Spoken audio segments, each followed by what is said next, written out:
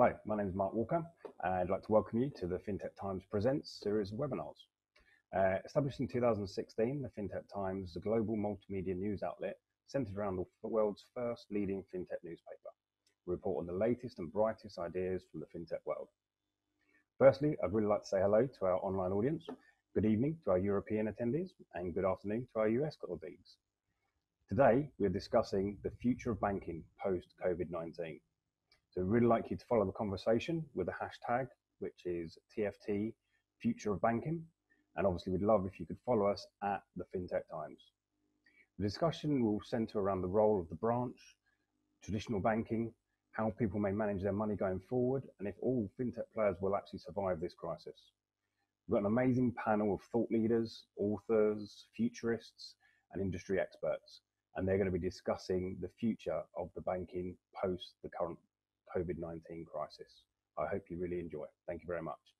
Now, I'm going to ask my colleagues and panelists to join me on screen here. Hey, everybody.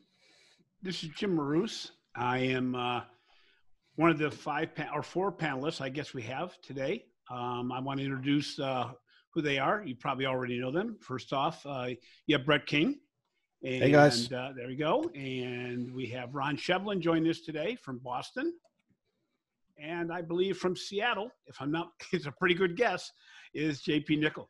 I am in Seattle and looking appropriately northwestern here. There we go. And I'm from Cleveland.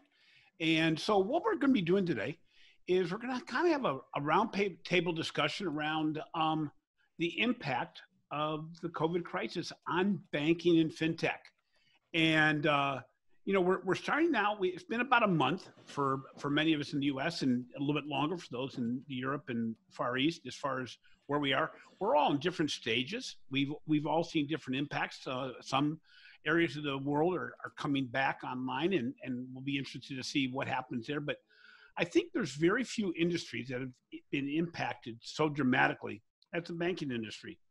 So I thought I'd start off the discussion with the easy question, which is, what has been the overall impact on both traditional banking and the FinTech marketplace? Well, maybe I'll start with the FinTech stuff. There's a good and bad to this.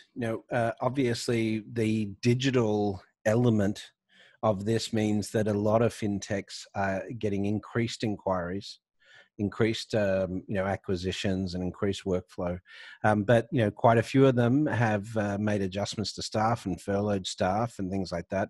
Some funding deals have been put to bed or shut down as a result of the crisis, so put on hold indefinitely. So there's a lot of things going on in the FinTech space. I can say that at least. Yeah, I'll jump in from the traditional banking perspective, Jim. I mean, clearly the closing of branches, and I don't mean the shutting down of branches, I mean just them not being open, is kind of interesting because, branch volume and traffic was declining anyway, but this really kind of goes to show the industry what a disruption not having the branches open are to the everyday flow of processes. And so, a lot of institutions scrambling to figure out how to do work in a world where the branches aren't open, even though they don't get all that, much traffic, an overall perspective. The other thing I throw in there is I think that, the banking industry as a whole, I think has been very slow to adopt work from home. Obviously from a lot of data security and technology security perspectives, but they've had to learn how to do it. And you know what, it's working for a lot of them. So there's a potential longer term impact that, we may see more work from home even among the banking industry. JP, do you want to jump in?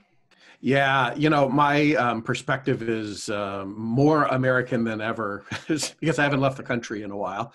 And the oxygen in the room has just been sucked out trying to deal with this thing. It came on relatively suddenly, and banks started with their business continuity plans as a starting point and found out most of them actually weren't all that well prepared for this. And so, Ron, as you talk about the work from home issue, and so, we've all been pretty used to that for a long time.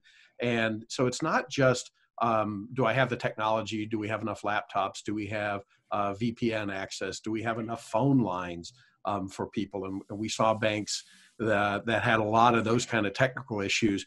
But even just those psychological issues of bankers that were used to going into an office every day and now suddenly having to manage their day differently on their own at home in an unfamiliar environment, not to mention now with family care needs on top of that.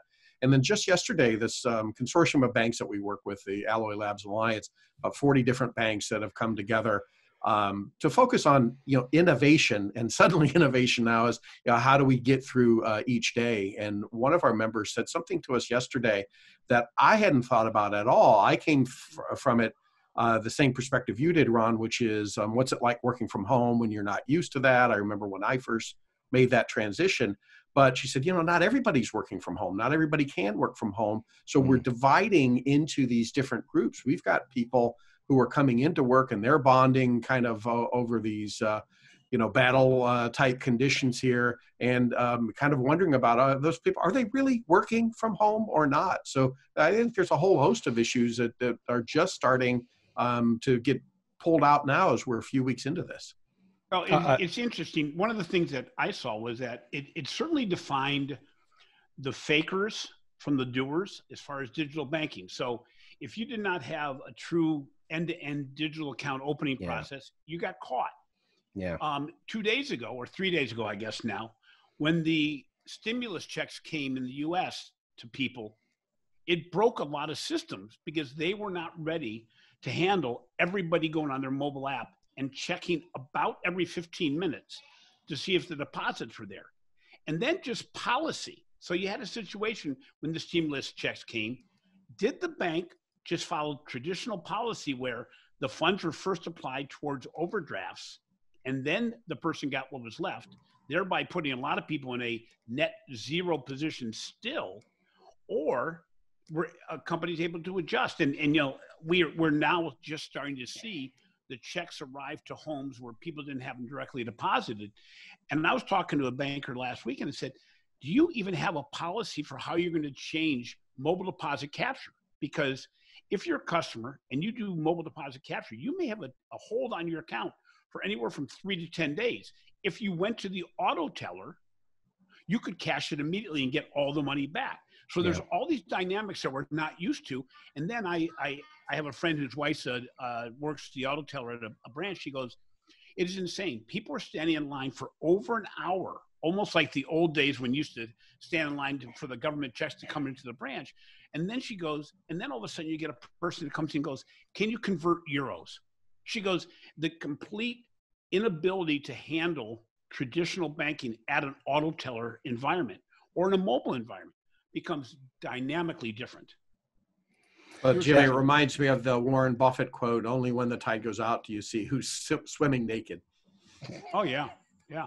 Or Lenin, who I think said, there are some times when, I can't remember the exact quote, but something along the line of when decades take forever to transpire, and then there's some weeks where decades happen. And I think we're seeing this, but, talk about the behavior aspect.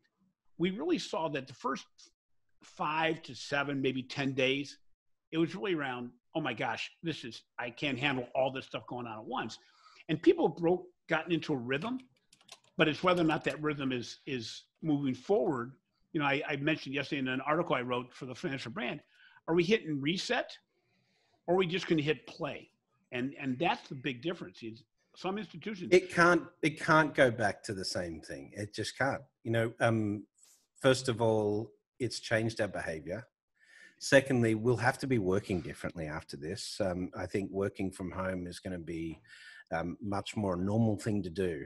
from this point forward. But just in terms of, there are people, Alex Jimenez made this point on Twitter a few weeks ago. You guys will remember that, there are people for the first time that will be using digital as their primary access for banking.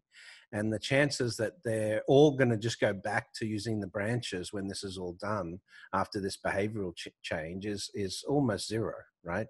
And so obviously, I think some of these changes will be cemented in. Ron, Brett, you may have a different view, but Brett, well, on the other hand, you can take the exact opposite side of the argument as well, which is not everybody is going to stay with digital after experiencing this. After what's happened this week with so many of the systems breaking down, with the exposure, the fact that so many banks and so many financial institutions don't really have a full suite of digital self-services. I think there are people just clamoring to get back to the into the branches, and so it's not a all or nothing type of thing. For sure, there'll be some who'll say, "Yeah, you know what, this was better. I learned how to do it." But there's going to be others who say, "Thank God we're back open again. I can't wait to get back in there." But JP, do you think, and Ron, you may have a thought on this as well. I'm sure Jim will as well. Do you think that this raises the questions of economics of branches more at an executive level, though? Oh, definitely. I think it's interesting we're having this conversation this week. This is the 50th anniversary of Apollo 13. And I wrote a little blog post about this last week. And when Apollo 13 left the launch pad, they had the most ambitious moon mission ever. They were going to collect all kinds of geological samples and test a lot of different things. And then suddenly something happened. They were starting to run out of oxygen because of a small explosion. And that very ambitious set of goals suddenly narrowed down into a much narrower but more important one. How do we get 3 men back to Earth safely? And that's the kind of cataclysm that the industry is going through right now. And my partner, co-founder Jason Henrichs, that talks about like the heart attack moment. We all know we should move more and eat less, but sometimes it takes a really serious health scare that gets us really committed to that. Whether it's too little, too late will remain to be seen. But the primary source of income for the vast majority of banks around the world, not just in the U.S., is net interest income, which is driven by making loans. And people are wanting to borrow loans right now because their cash flow is tight, but the ability for those loans to be repaid as we get back on the slow ramp up to recovery, because it's not going to snap back in my opinion. It's clearly going to expose the economic issues for a lot of the banks. Well, JP, on that point of the wanting to borrow but not being able to borrow, it's really going to put a highlight on non-traditional data, because Chase came out and said they're not going to be doing any small business lending. And it blew my mind that comment was made, because not every small business is the same. And yes, there's a lot more risk right now, but you can't just go by traditional credit bureau information, because that's going to be blown out of the water based on what's happened over the last 4 weeks. What you really need to do is start looking at things such as mobile phone data, being able to pay over time, looking at internal information saying, over time, has this person ever been late? Has this person ever had a hard time? Right now they're going to. But the reality is we're going to have to look at new data sources and better data sources to be able to apply the full range of what banking is. What's interesting, I was talking to Dan Ariely, a behavioral scientist and an economist, on the whole consumer behavior. And he says, what is interesting globally right now? He goes, even though people don't have money, there are more savings accounts being opened than ever before. Now, what's interesting, that takes you back to the Depression era and say, this impact overall is going to make people say, you know what, having only $400 some worth of savings isn't enough. I've got to build my envelope program, as our parents all did. We're all the same generation pretty much, some older, some younger, but where our parents had different envelopes for different goals. We're going to be seeing new savings aspects and new behaviors around savings, which really changes overall the way banking's done.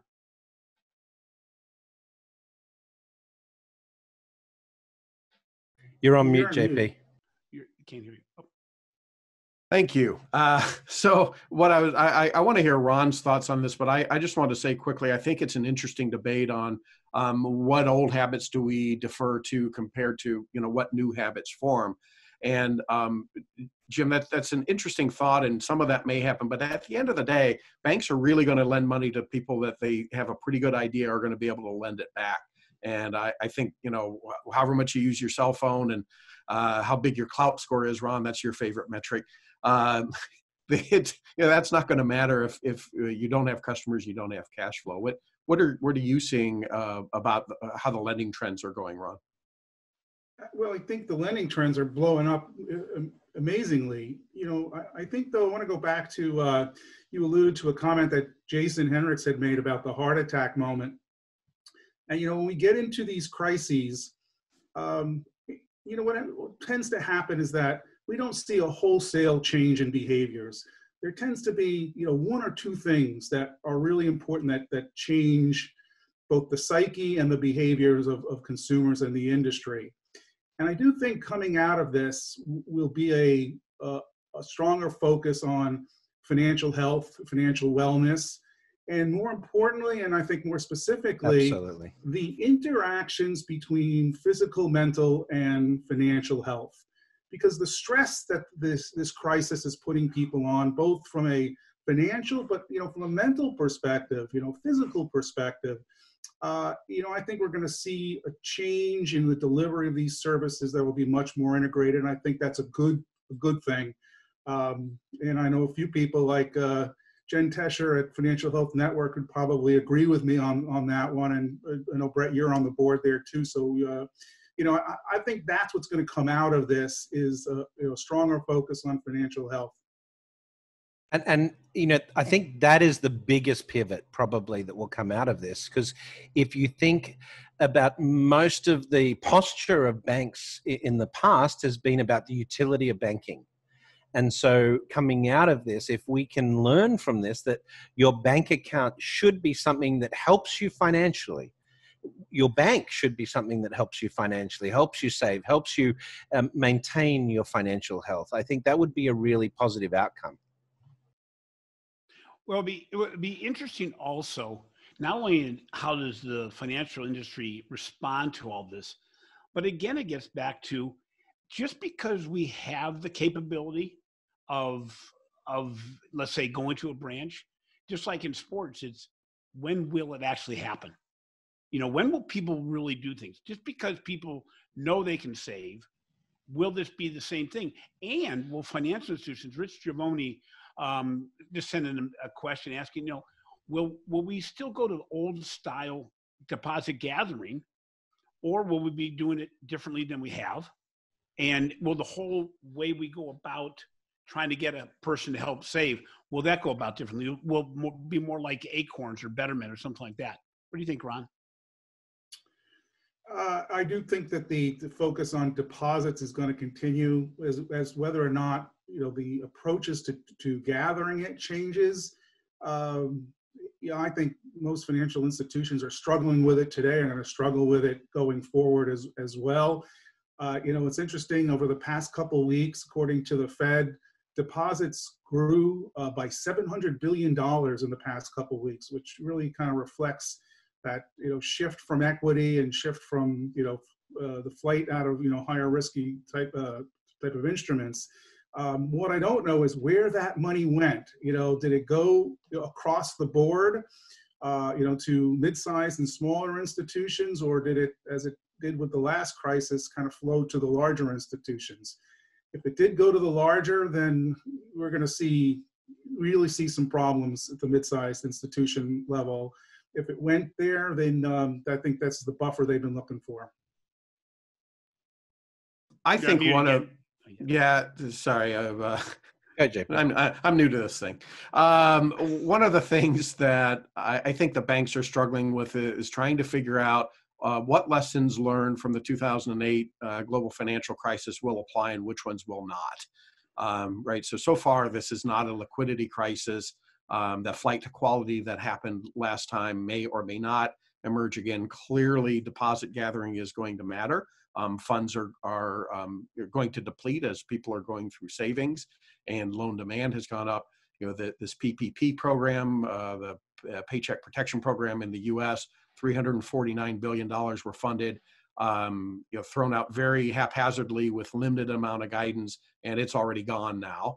So they're going back to the well for more. And I think, the thing I maybe worry about the most is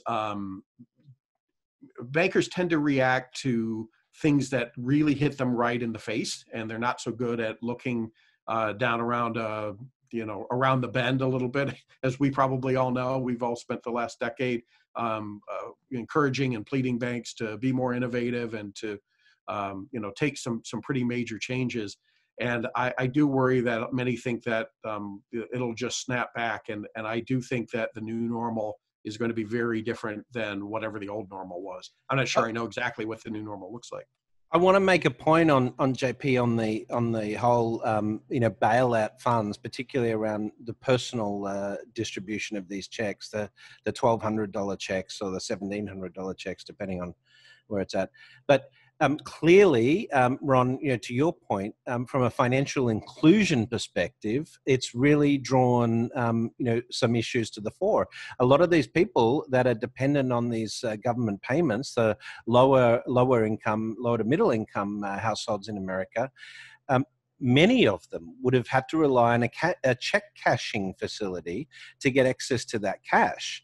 That's clearly, and the fact that the government was sending out paper checks at all, was clearly a failure of the system in this respect, because people have got to wait for the mail. They have to wait for Donald Trump to sign the checks and all of those things that came with it. But they can't, even if they get the check, they can't necessarily get access to a check cashing facility to check it. So I think that is probably functionally going to be a significant change in terms of the way the federal government thinks about payments moving forward. And we know the IRS has already gone towards debit card payments, but surely isn't this has to accelerate FedNow in the US? Here's what's it's not funny. I can't say here's a funny thing about it, or ironic maybe is a better term. But first of all, Brad, Trump does not sign the checks.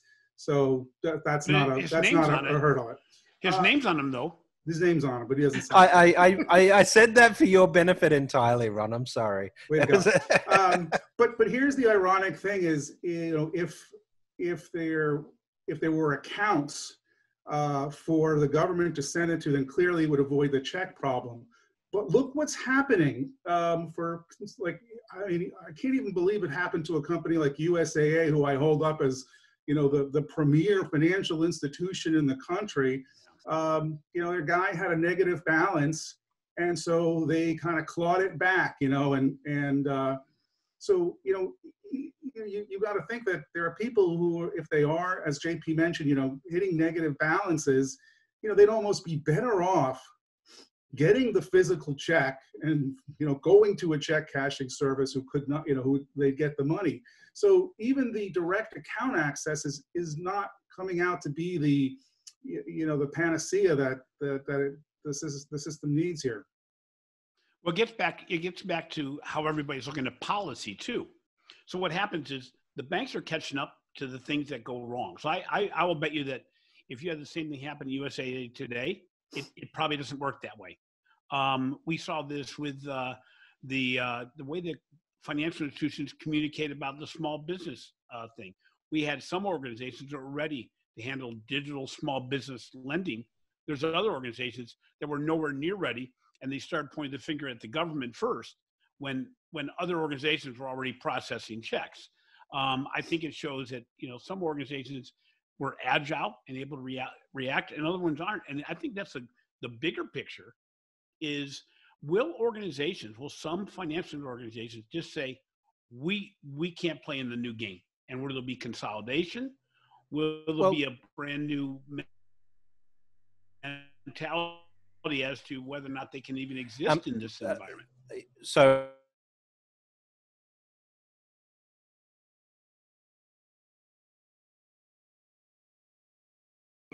maybe why don't we talk about some examples outside of the US of how, we've seen some best practice around this, that has sort of developed before, this crisis, and it is sort of showing some real benefit to people. I know we're all sort of fans of the WeBank team in China. And, we had WeLab on our show on Breaking Banks last week. And Jim, I know you recorded with them as well.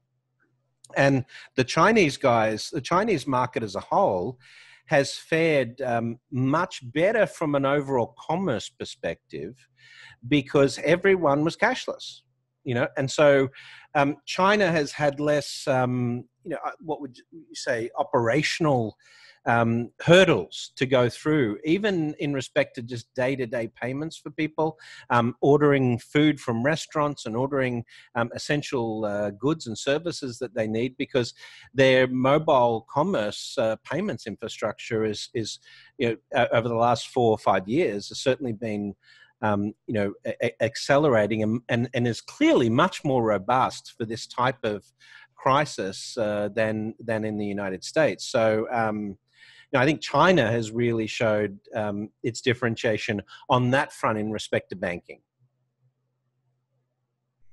I don't know what you guys think about that.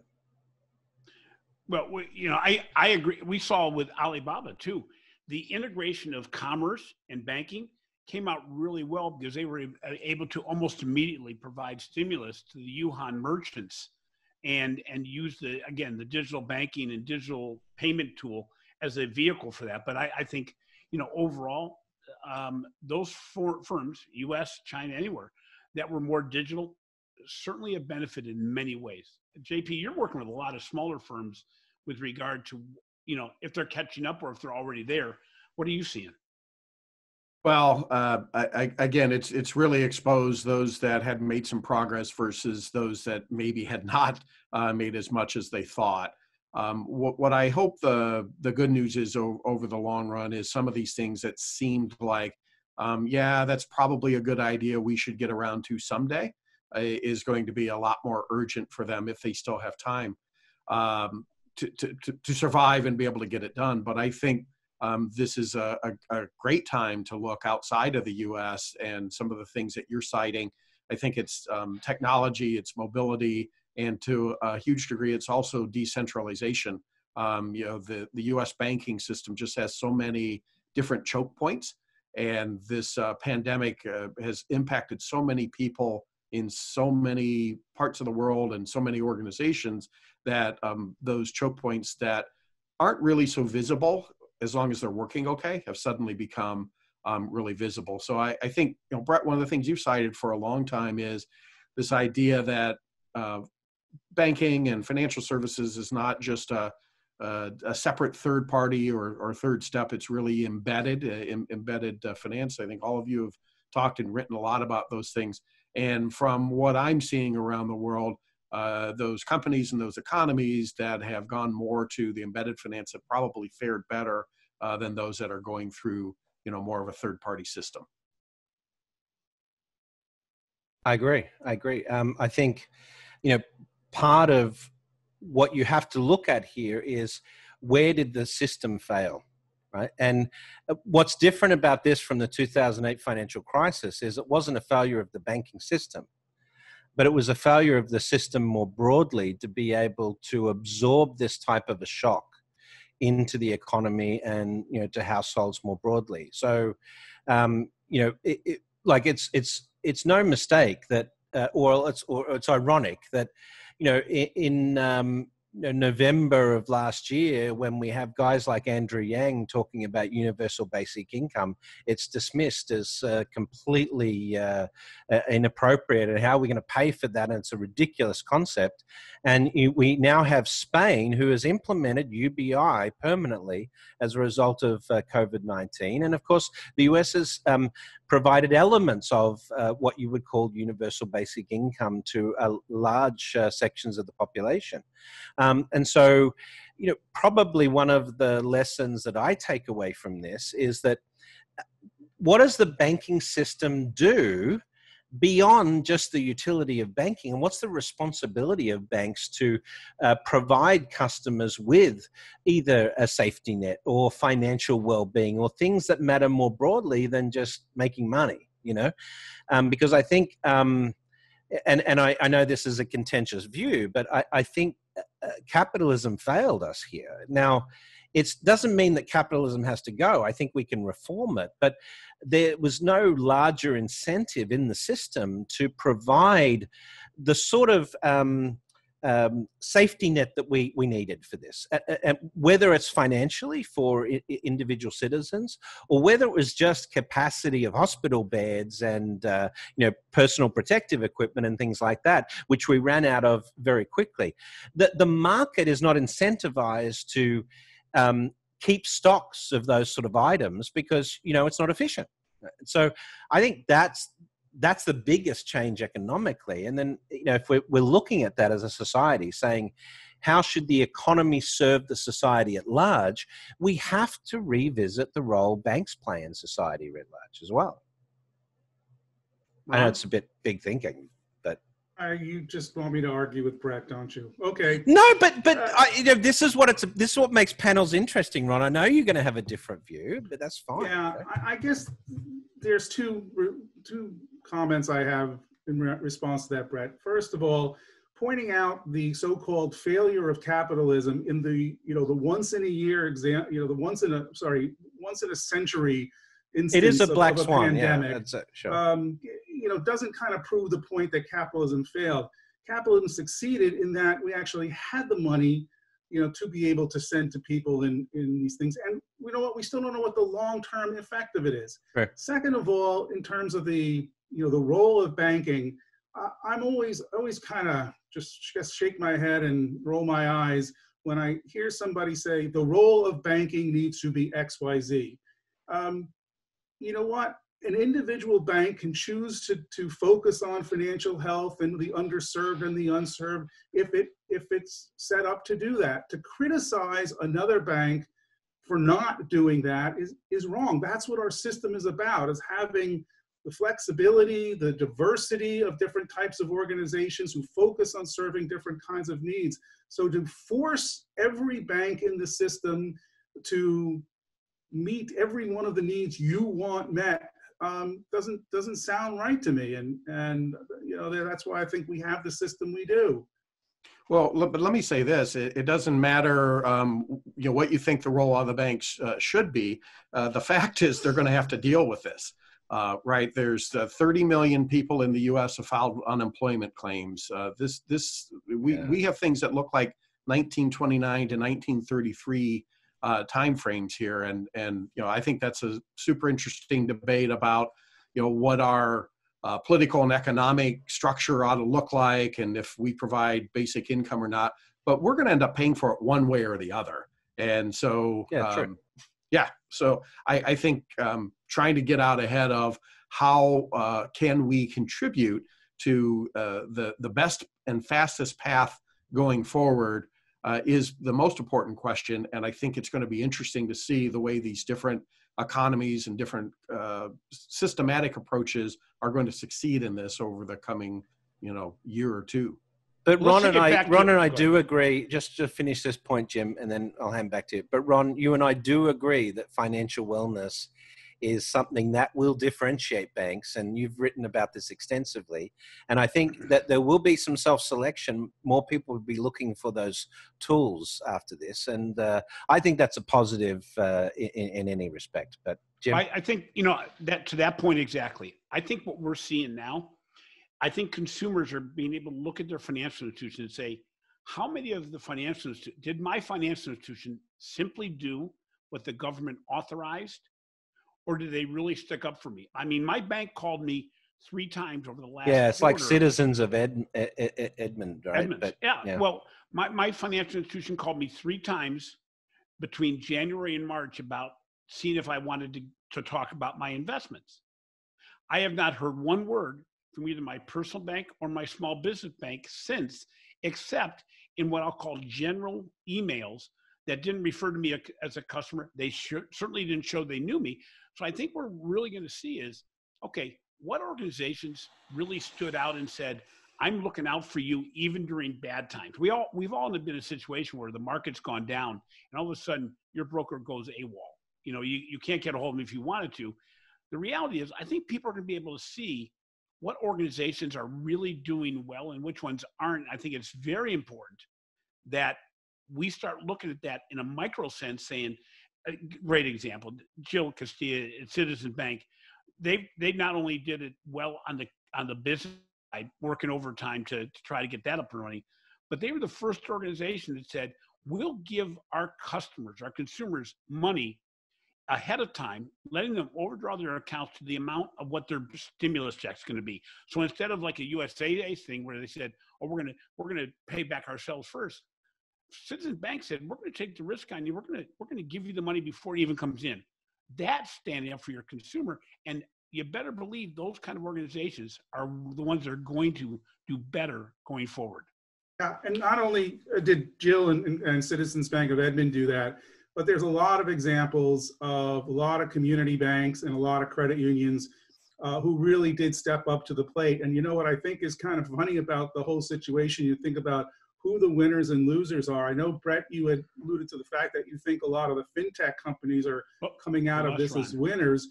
I actually think this is revenge of the community bank nerds. You know, they have not gotten a lot of respect over the past couple of years as FinTech has grown, but, you know, FinTech is, I believe, actually kind of feels like a little bit of a backseat role. You know, I tweeted the other day that, you know, in 2015, the FinTechs were saying, hey, we're here to disrupt the banks and put you all out of business. And in 2020, it was, hey, we're here to help you get the PPP loans out.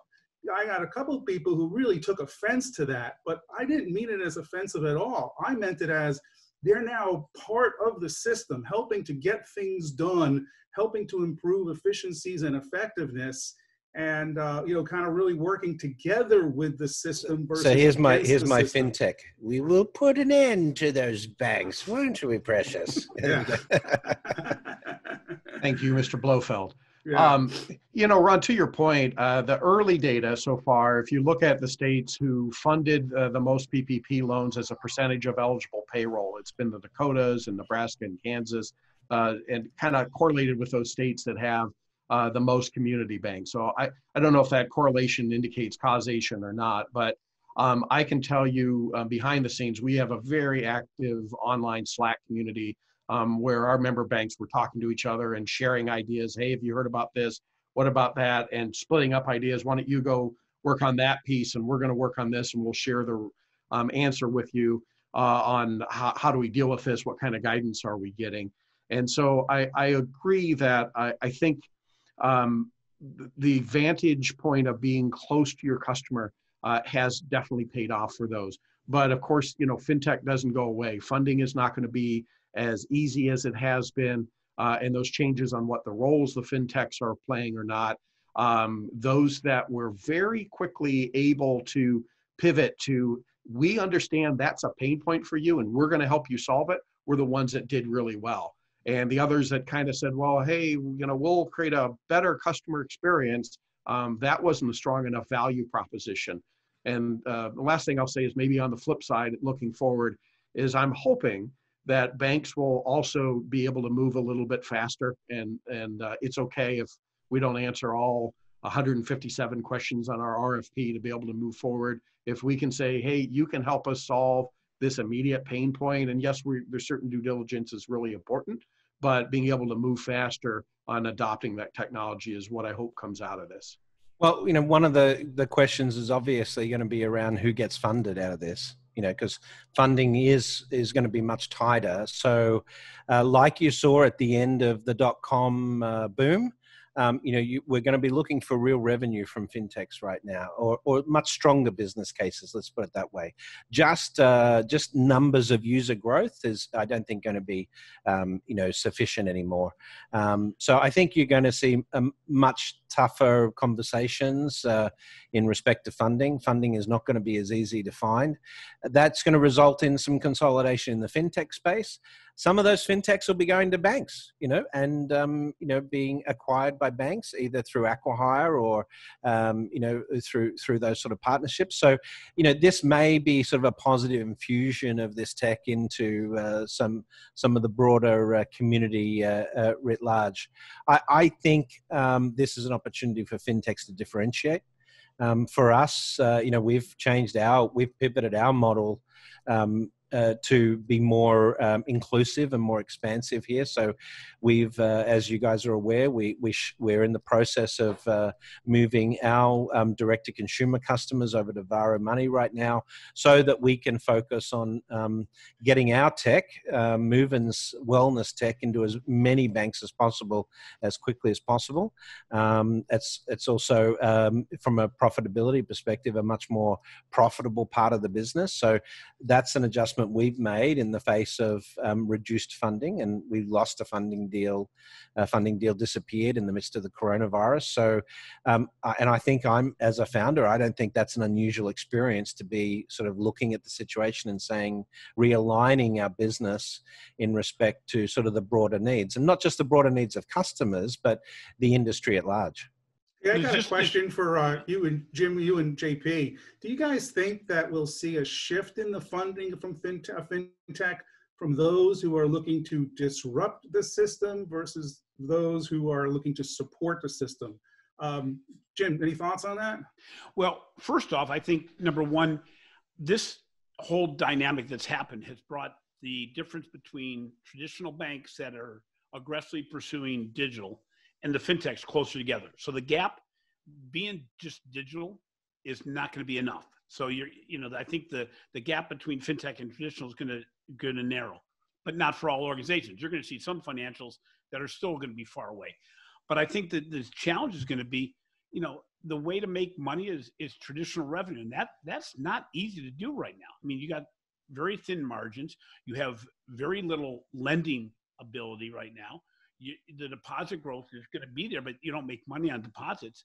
So it's going to be interesting to see, what fintechs survive. Payments are not going to be payments. The profitability in payments has gone down. So I think it's going to be interesting to see overall.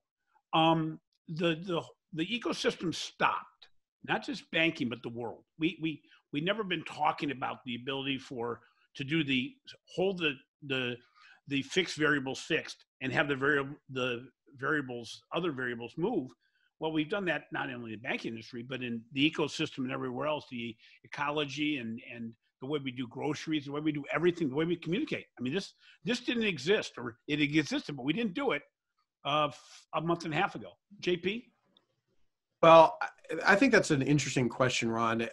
The four of us got to know each other just about 10 years ago, right, as we were coming out of the last crisis. And that ended up being quite a catalyst to fuel investments in fintech, because we had a rise of new capabilities. At the same time, some of the weaknesses of the banking system were exposed. So I think that's an argument for more funding towards more disruptive kind of technologies. I think we'll continue to have consolidation in the banking world, so we'll have fewer banks, but those that survive, I think, like last time, will be the nimbler and the stronger ones. And I think that they are going to invest in the more enabling technologies. And as I said earlier, I hope they do it a little bit faster and think about the ability to move fast, because as the saying goes, life comes at you fast, and it sure has this past year, month, right? But functionally, and I think Ron's probably going to jump in on this. You got credit is the way banks make margin right now, right? Credit is going to disappear for the next, unless it's the PPP stuff. But then again, are people really going to take credit in the midst of this? Is that going to squeeze margins further? Is that going to limit the ability of community banks to digitize even further? That's the question I'd have. Yeah, and it's funny, this actually addresses one of the questions we've got in the chat from Lily Hard, who asked if the thin margins will prevent banks from making necessary investments into digital enhancements. And I think that the answer to that is no, it's not going to prevent them despite the fact that, the payments world is hurting, despite the fact that we're going to see, limitations on the credit. I think the reason that we're not going to see the limitations on those digital investments is that finally, I think a lot of the management teams and a lot of banks are finally recognizing that the need that they have to fund those investments with cost reductions that are going to come out of branch expenditures. And this is opening this whole thing is opening the door. Yeah. That's my little pun, to the opportunity to keep the doors closed. I agree with you. I absolutely agree. Well, it's interesting. It's almost with everything that's gone on with the COVID, it's going to be very hard to know what the future is going to bring and when that will happen. Yeah, but Brett's a futurist, so he can tell us what the future is going to bring. Come on, Brett, step it up. So, Brett, you've had to rewrite your book, haven't you? Well, I have, but I will give you an interesting perspective. So, Ron is yet to do the edits on the book, of course, but the title of the book is The Rise of Technosocialism. And the point of the book was I was describing a world post a climate change crisis and post a techno-unemployment crisis from AI.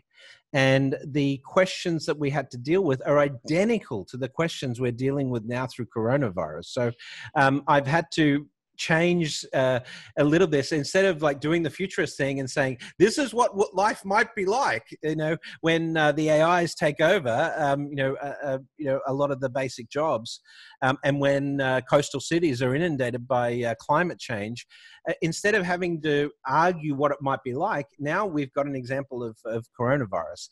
The two key things, and this is the theme of the book, is that emerge from this is, what's interesting in the United States, globally, is this has really identified supply chain weaknesses in the global system. And so we're going to have some reinforcement of localization and a stronger footprint there. But it's also identified the lack of cooperation between governments has hurt us on a global basis. So we're going to need more globalization in communication and cooperation in respect to that. And we're going to have a lot of debt to deal with after this. So how do we deal with that on a global basis? Do we come up with a mechanism to forgive debt? In Technosocialism, we propose that governments should have their debt forgiven if they put that money into climate mitigation, right? That's one of the things specifically we put in the book. But the real shift here is the use of technology and how, as a society, coherence is managed. So one of the things you've seen as a result of COVID-19, and this is the same after the Depression in many respects, is communities came together. People came together to help each other. And so that's that aspect of more care about the whole and more more concern about people, humans as a society, humans as a species, and the community around us as a whole. We're being more heartfelt about that rather than, I'm just in it for me and I don't care what happens with everyone else. We're showing more social concerns, and we're now starting to use these technologies to say, how can we mitigate these risks, and so and the inequalities in the world, and clearly some people have suffered this more than others, and so we're going to be taking a hard look at that in the future and saying, what can we do to ensure that this doesn't happen again? There must be some lessons that we take from this. Is Ron doing the edits or the rebuttal? Yeah. Look, I think. Ultimately, if you take a more socialist view of the world, and I'm not encouraging, our book is not a political statement. It's actually a, socioeconomic statement. It is. Ron says it is. Okay. But my point is that socialism is only a problem if you have to work out how to pay for it, right? And what coronavirus has taught us is that when crises happen, we don't have that consideration. We don't worry about who has to pay for it. We just get the job done. And that's the real question is there elements of that sort of psyche where that should be a more broader aspect of the way the human species manages itself. And, the best example of that is climate change. We've known climate change has been around for a long time. We haven't managed that. We haven't managed the risk of that appropriately. And that could hurt us unless we change that. And coronavirus, we had to mitigate that risk very quickly. So once we are faced with issues like this, we do what has to be done. The real question is, are we going to be future focused enough? Are we going to be, are we going to take a longer view than the next quarter or the next election in respect to this sort of planning as a species now? And that's what I hope comes out of this, that we have more of those conversations. Brett, believe it or not, I don't disagree with everything you said, believe it or not.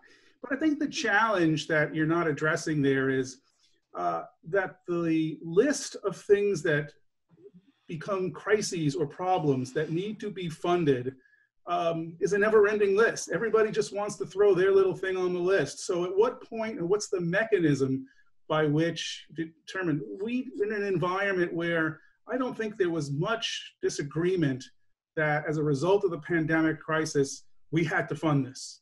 There was not a lot of, but But there is disagreement about inequality. There is disagreement about whether we should build homes for homeless people. There is disagreement about universal health care.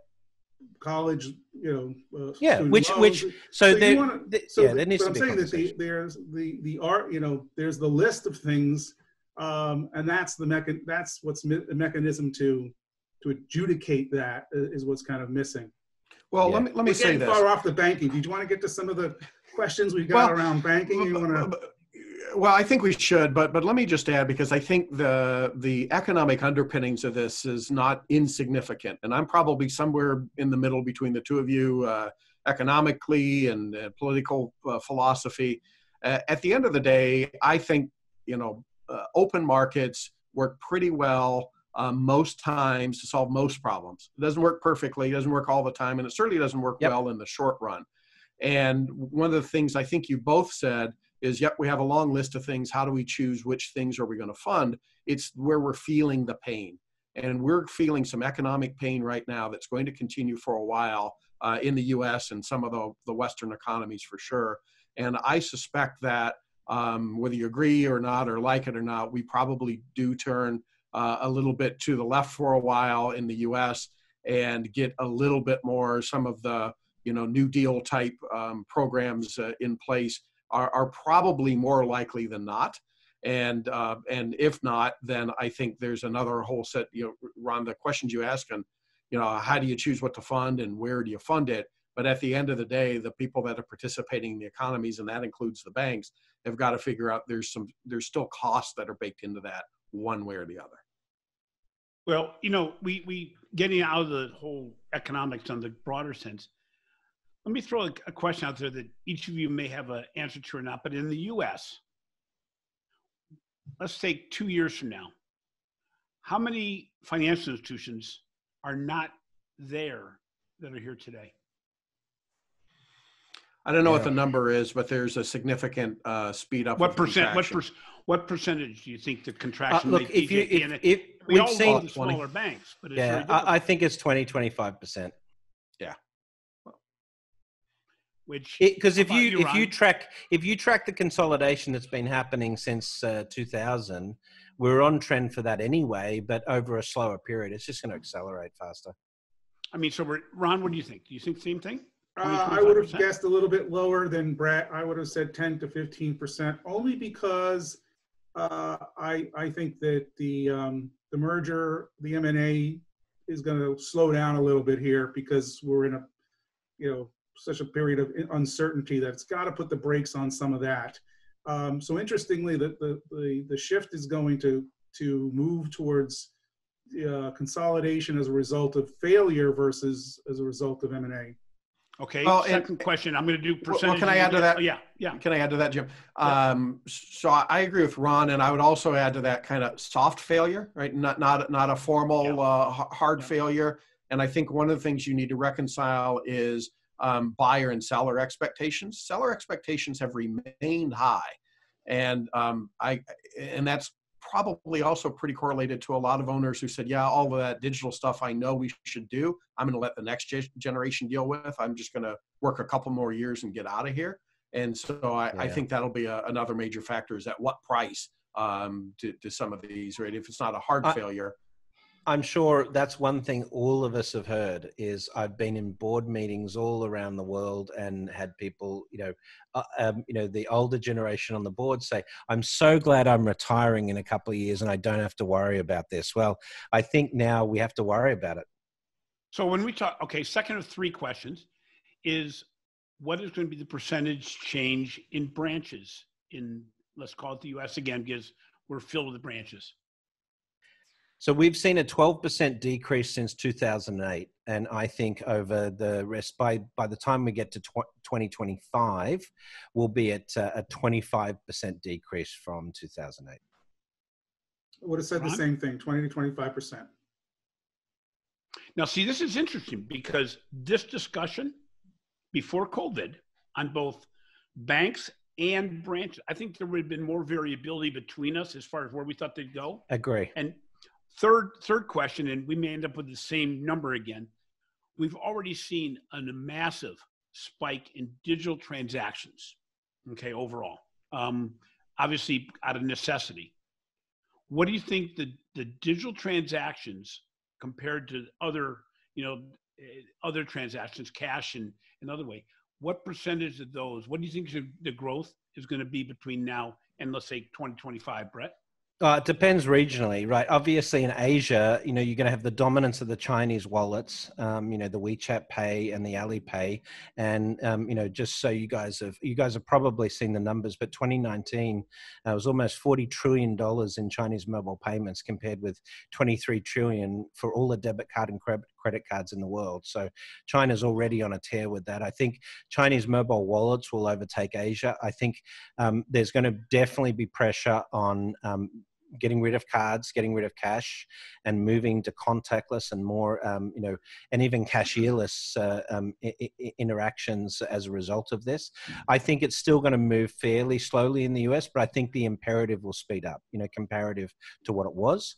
I think there's a much greater cause now for saying, that and key to that, the one thing that we haven't really talked about that we still need to solve in the United States is KYC and identity associated with digital, which, we've been dead set against the whole facial recognition stuff, but somehow we have to come up with a better identity mechanism that's based on, first century signature and social security number. Ron, what do you think as far as plastics versus digital and other mechanisms? I'm hard pressed to give you a number, but I'll tell you this, what I think is more important is how the shift will occur from, plastic and non-digital, not just to digital, but to platforms and embedded finance and the portion of payments just the overall financial transactions that will occur from a sort of an embedded finance perspective, that I think is what the big shift is going to be over the next 3 to 5 years. Amazon's a winner. Apple's a winner. Yeah, for sure. Yep. JP? I'm not close enough to it to give you a number, but directionally, I agree. And I agree with what Ron said. I think for your last couple of questions, what you look for when you look at direction of change or pace of change is a catalyst. And now we have it, right? You said if we had this talk a month or so ago, it might be different because we didn't know what the catalyst was. We knew we were 10 years into a recovery. We knew it wasn't going to last forever, but we didn't know what was going to make the difference. And now we've got something. And so I think people will react to the visceral changes that they're feeling in their lives. And I think net it goes to more digital for more people. Yeah. Well, absolutely. Guys, we're going to have to close it up now. We've obviously gone our whole hour, but well, I'll tell you what. It's fun. Amazing what changes happen in basically a month's time or 6-8 weeks time. I hope everybody listening and obviously our panel stay safe and stay healthy. We're not through this yet, and we're starting to see some bad indications out of Singapore that open up the walls, and out of Hong Kong and out of China where there's been some reoccurrence. I'm just hoping that whatever the new normal is, I'm ready for it. It feels like Groundhog Day to a lot of us, and it's not a fun environment. We all have those moments when we kind of go a little nuts because we don't realize the pressure's getting to us. But to everyone, you guys have a great Friday, a great weekend, and to those on the line, thank you for participating, and hope you can join us again. Love you guys. Stay safe.